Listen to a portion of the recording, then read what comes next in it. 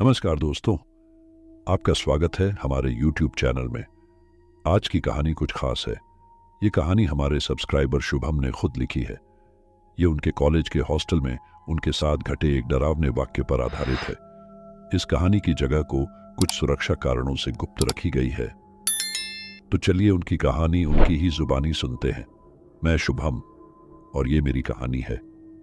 मैं एक बड़े शहर में पढ़ता था। मेरा हॉस्टल काफी पुराना था, जिसे सालों पहले अंग्रेजों ने बनवाया था।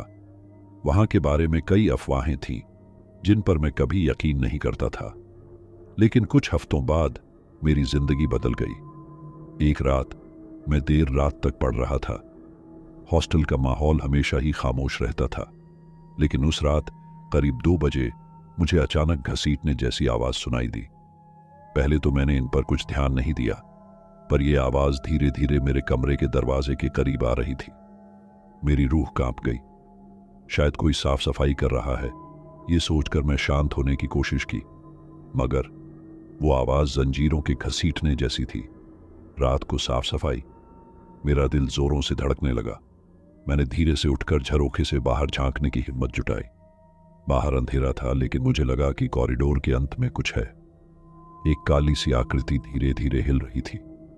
डर के मारे मैं चीख भी नहीं निकाल सका। कुछ देर बाद वो आकृति गायब हो गई। पूरी रात मैं सो नहीं सका। सुबह मैंने अपने रूममेट को ये बात बताई। उसे भी अजीब सी आवाजें सुनाई दी थी।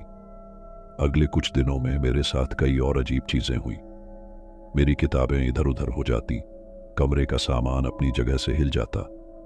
एक रात मुझे लगा कि कोई मेरे बिस्तर पर बैठ गया है।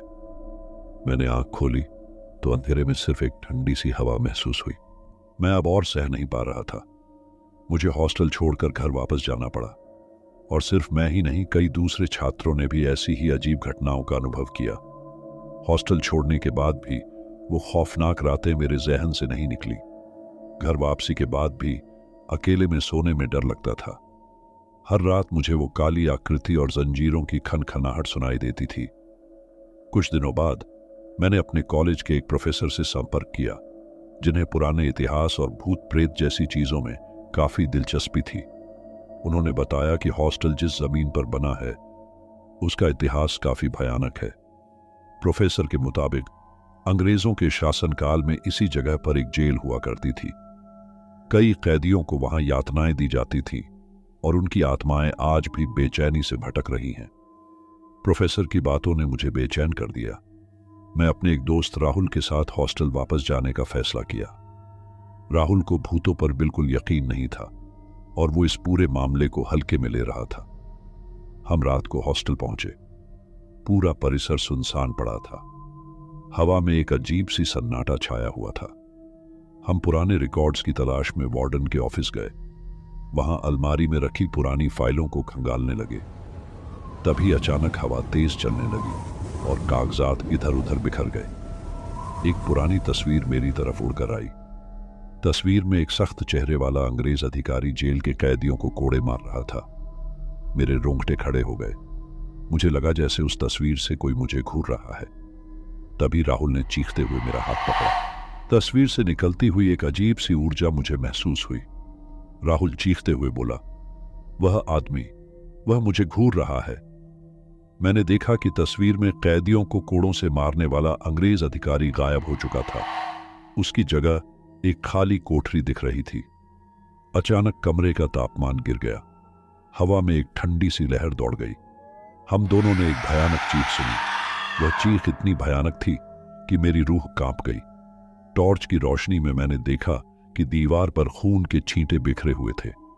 डर के बावजूद मैंने फैसला किया कि इस भूत का राज खोल कर ही रहूंगा। पुरानी फाइलों में मुझे एक डायरी मिली। वह डायरी उसी अंग्रेज अधिकारी की थी।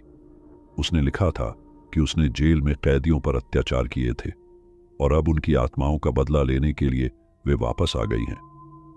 डायरी में यह भी लिखा था कि कैदियों को फांसी देने के लिए इस्तेमाल की गई रस्सी को जेल के तहखाने में दबाकर रखा गया है।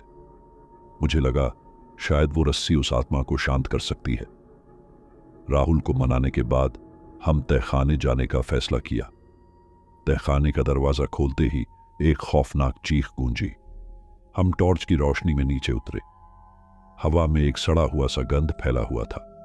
चारों तरफ अंधेरा था, सिर्फ टॉर्च की रोशनी दीवारों पर नाच रही थी। अचानक दीवारों पर अजीब सी आकृतियां बनने लगी। हम धीरे धीरे आगे बढ़े। हर कदम के साथ डर बढ़ता जा रहा था। तभी राहुल चीखा, वह देखो! टॉर्च की रोशनी में हमें दीवार पर एक लंबा साया दिखाई दिया जो धीरे धीरे हमारी तरफ बढ़ रहा था। साया काला था और उसकी आंखों से लाल चमक निकल रही थी।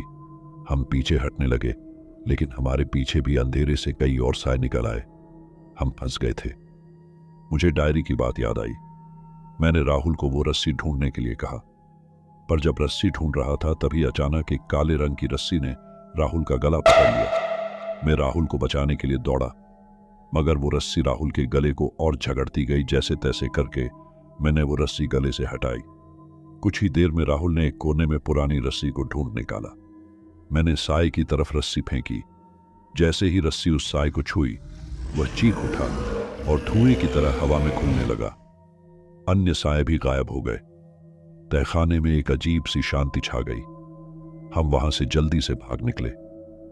हॉस्टल से बाहर आकर भी हम दोनों काफी देर तक सांस लेने की कोशिश करते रहे। हमें यकीन नहीं हो रहा था कि जो कुछ हुआ वो सच था। सुबह होते ही हम हॉस्टल से निकल गए। हमें नहीं पता था कि वो रस्सी वाकई में उस आत्मा को शांत कर पाई या नहीं, लेकिन हमने कोशिश तो की थी। हॉस्टल में रहने वाले अन्य छात्रों को भी हमने अपना अनुभव बताया। कुछ समय बाद हॉस्टल को हमेशा के लिए बंद कर दिया गया।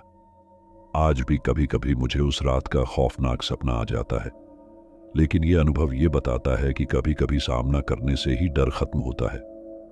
आपको यह कहानी कैसी लगी? क्या आप किसी अजीब अनुभव से गुजरे हैं?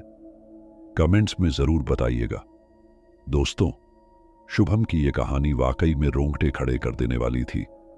हमें यह खुशी है कि वो इस अनुभव से सुरक्षित बाहर निकल पाए।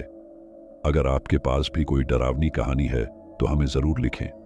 नीचे डिस्क्रिप्शन बॉक्स में आपको इंस्टाग्राम और व्हाट्सएप का लिंक मिल जाएगा। आपको यह वीडियो कैसा लगा, लाइक और सब्सक्राइब करना ना भूलें।